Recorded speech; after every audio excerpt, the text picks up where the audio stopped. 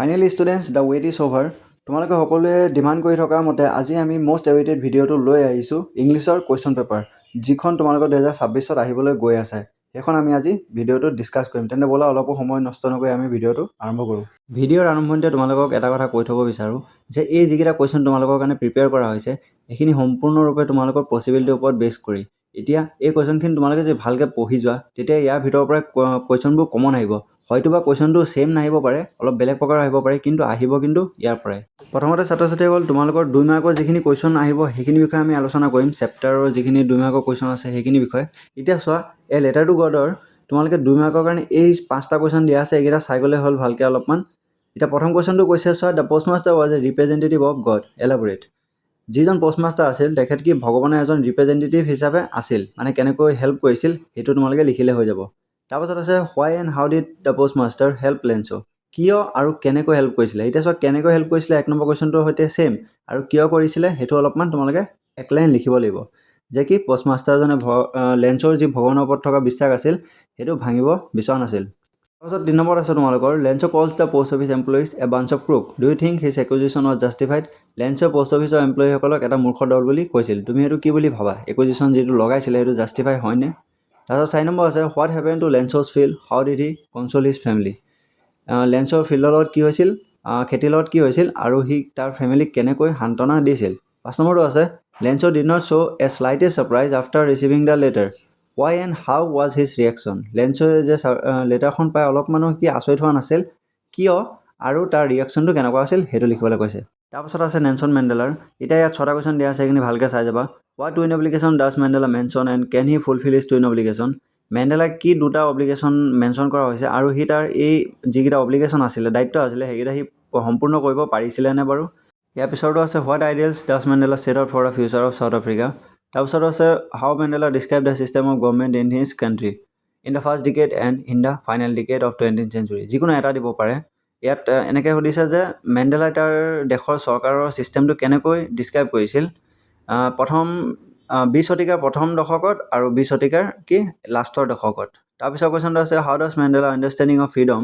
change from childhood to adulthood মেণ্ডেলাৰ যি স্বাধীনতাৰ বিষয়ে ভাবিছিল যে স্বাধীনতানো কেনেকুৱা হেতু সৰু কালৰ পৰা তাৰ ডাঙৰ কাললৈকে হি কেনেকৈ বুজি গৈছিল তাৰপিছত আছে what did Mandela tell about courage and love এই কোৱেশ্চনটো অলপ এক্সট্ৰাকে দিব পাৰে লাভৰ বিষয়ে এক্সট্ৰাকে সুধিব পাৰে আৰু কাৰেজৰ বিষয়ে এক্সট্ৰাকে সুধিব পাৰে যে মেণ্ডেলাই সাহস আৰু ভালপোৱাৰ বিষয়েনো কি কৈছিল তাৰপিছত আছে when and how did Mandela begin hunger for freedom how did it change him ইয়াৰ পাছত কোৰ্গৰ তোমালোকৰ 6টা কোৱেশ্চন দিয়া আছে তাৰপা যিকোনো তোমালোকৰ আহিব পাৰে এতিয়া প্ৰথমতে কৈছে write any story about the origin of Coorg peopleৰ অৰিজিনৰ আছিল ন দুটা এটা হৈছিল গ্ৰীক আৰু এটা কি আৰবৰ যিকোনো এটা কিন্তু আহিব পাৰে তাৰপিছত আছে describe the people of Coorg কোৰ্গৰ মানুহসকল কেনেকুৱা আছিল হেতু অলপমান দৰ্শাবলৈ কৈছে describe the wildlife বা sport of Coorg যিকোনো এটা আহিলে যে describe the wildlife of Coorg বা describe the sport of Coorg কেনেকুৱা ধৰণৰ মানে হিয়তে স্পৰ্টবোৰ মানুহক কি কৰে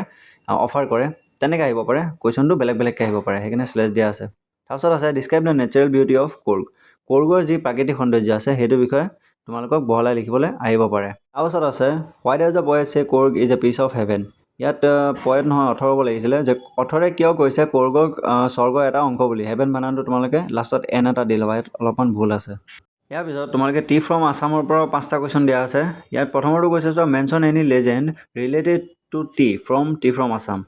যে আমাৰ যেটো তোমালোকৰ চেপ্টাৰ দিয়া আছে টি ফ্ৰম আসাম তাৰ পৰা যিকোনো এটা লেজেন্ড লিখিবলৈ কৈছে চাইনিজ লেজেন্ড এটা আছিল আৰু এটা ইন্ডিয়ান লেজেন্ড আছিল যিকোনো দুটা তোমালোকে ভালকে মুখস্থ কৰি যাবা যিকোনো এটা কিন্তু তাৰ পৰা আহিবই 2 নম্বৰটো সুধিছে describe the Dhekiabari tea garden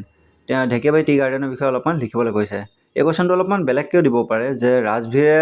দেখা দৃশ্যটো কেনেকুৱা আছিল ঢেকিয়াবাৰী টি গাৰ্ডেনৰ বিষয়ে হেতু তেনেকৈ আহিব পাৰে তাৰপিছত আছে why was Rajbir so much excited seeing the scenery or হেতু অলৰেডি এনেকৈ দিব পাৰে যে describe Rajbir's view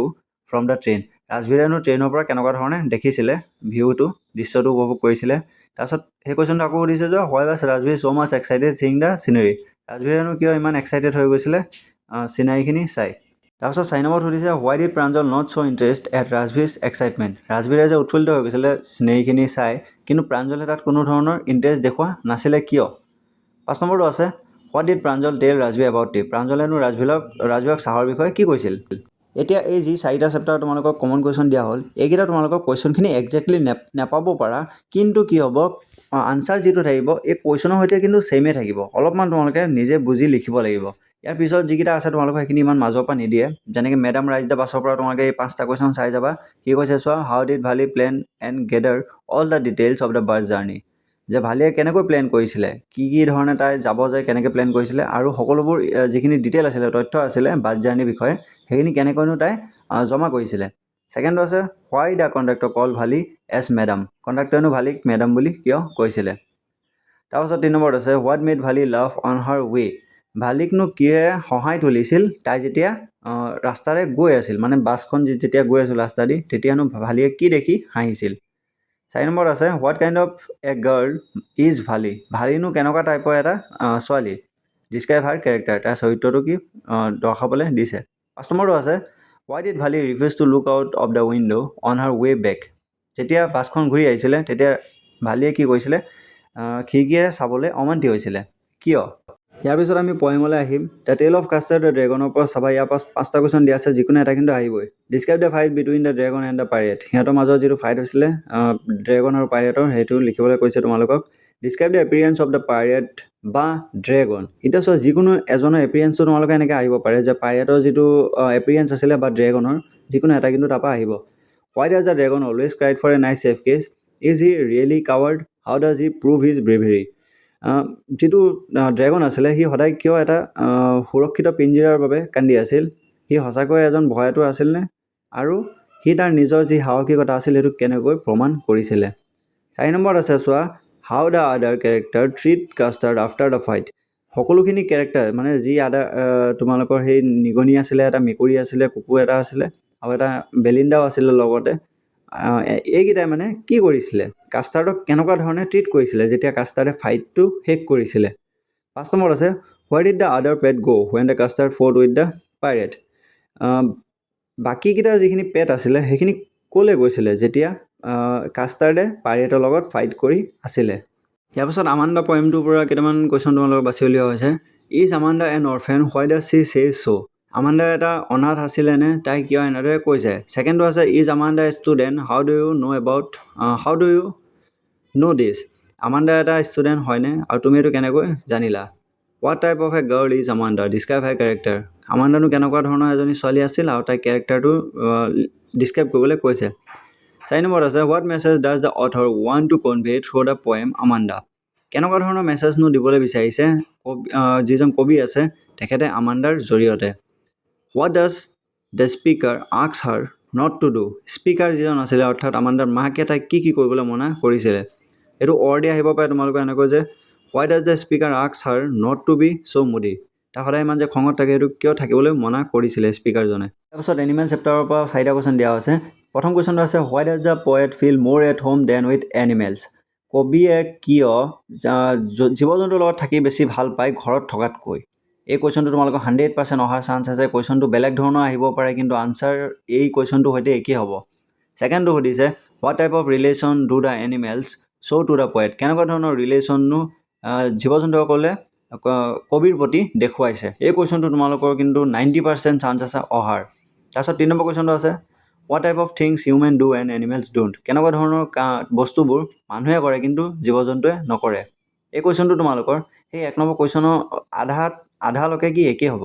তাৰপিছত আছে 4 number what do you think animals don't kneel to their ancestor live 1000 years of এগো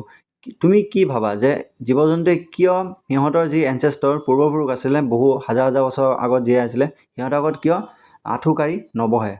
ইয়াৰ পিছত আমি দ্য বল পয়েমৰ কুৱেশ্যনখিনি চাম why does the poet does not want to intrude on the boy why he does not give him money to buy another ball এই কুৱেশ্যনটো অলপমান ভুল আছে why does the poet not হ'ব ডাজটো নহ'ব want to intrude on the boy এতিয়া intrude মানে তোমালোকে জানা এনেকুৱা এটা পৰিস্থিতি য'ত নেকি কোনেও ৱেলকাম নকৰে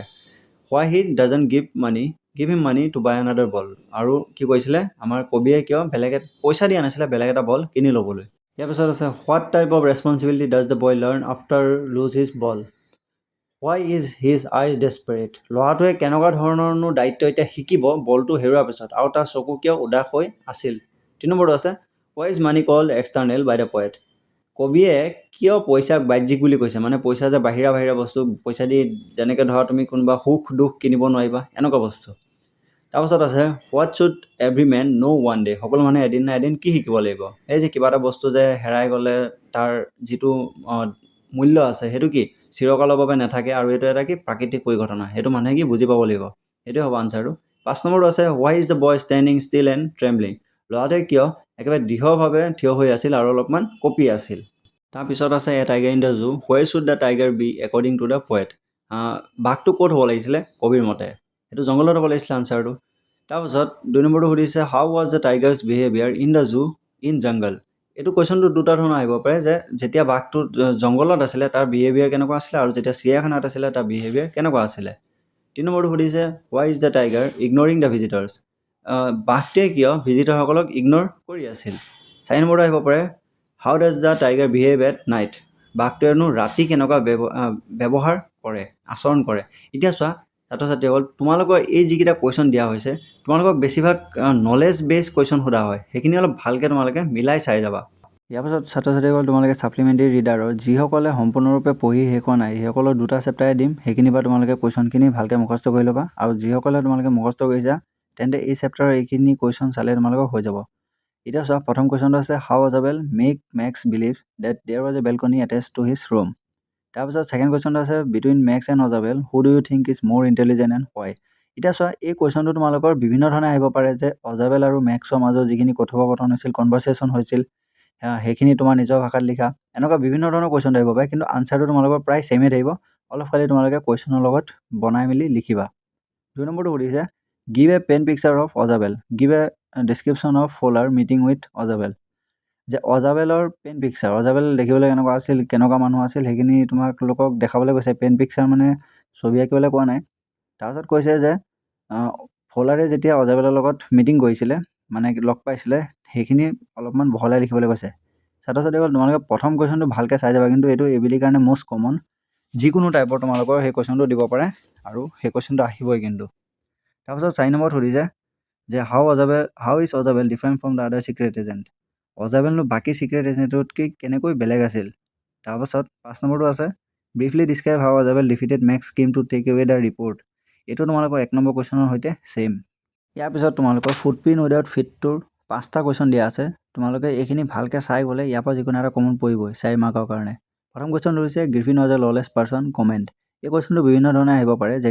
গ্ৰিফিন এজন আইন নমনা মানুহ আছিল সেইটো বিষয়ে তোমালোকক বহলাই লিখিবলৈ আহিব পাৰে এই কুৱেশ্যনটো কিন্তু ভাল ধৰণে চাই যাবা 2 নম্বৰটো সুধিছে who was Griffin how do access Griffin a brilliant scientist গ্ৰিফিন কোন আছিল তুমি কেনেকৈ গ্ৰিফিনক এজন ব্ৰিলিয়েণ্ট চাইণ্টিষ্ট বুলি ক'ব পাৰিবা তাৰপিছত 3 নম্বৰ দিয়া আছে what extraordinary behaviour happen with Mrs Hall furniture কেনেকুৱা ধৰণৰনো এটা অস্বাভাৱিক ঘটনা ঘটিছিল মিছেছ হলৰ যি আচবাব পত্ৰ আছিল সেইখিনিৰ লগত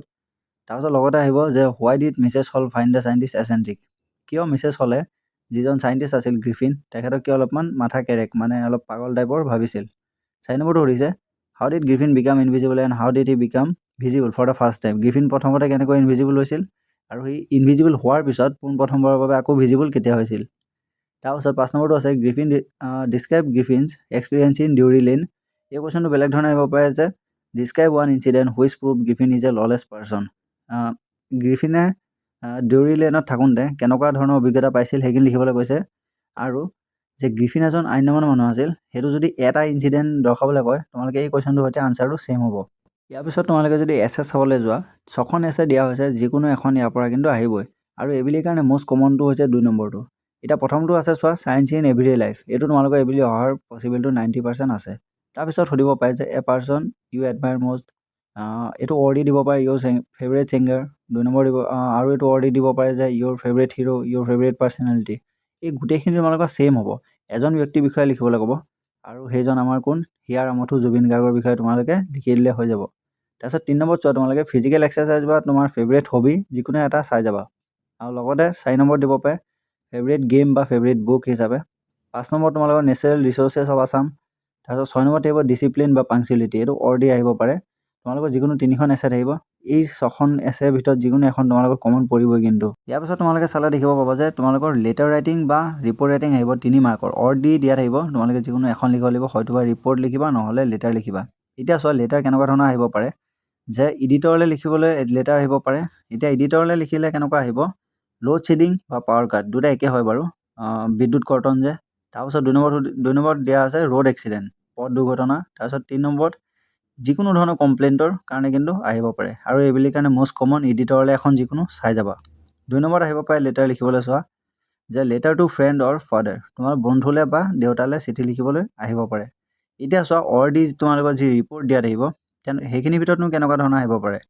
এতিয়া প্ৰথমতে তোমালোকে বেংক ৰবাৰী বা এক্সিডেণ্টৰ বিষয়ে যিকোনো এখন চাই যাবা। লগতে তোমালোকে চেলিব্ৰেশ্যন, এতিয়া ধৰা টিচাৰ্ছ ডে চেলিব্ৰেশ্যন, আকৌ তোমাৰ শিশু দিৱস চেলিব্ৰেশ্যন, এনেকুৱাবোৰ চাই যাবা। আৰু এইবুলি কাৰণে মষ্ট কমন ৰিপৰ্টখন তোমালোকৰ থাকিব পাৰে যে শ্ৰদ্ধাঞ্জলি টু জুবিন গাৰ্গ, যে যিকোনো এখন স্কুলত শ্ৰদ্ধাঞ্জলি পাতিছে জুবিন গাৰ্গক এখন ট্ৰিবিউট দিবলৈ, তেনেকুৱা এখন ৰিপৰ্ট তোমালোকে চাই যাবা কিন্তু। ইয়াৰ পিছত তোমালোকে যদি কোনোবাই এইবেলি ইংলিছ পৰীক্ষাত আহিবলগীয়া 45 মাৰ্কৰ MCQৰ ই বুক ল'বলৈ বিচৰা, তেন্তে স্ক্ৰীনত অহা নম্বৰত তোমালোকে কণ্টেক্ট কৰি জানি ল'ব পাৰিবা।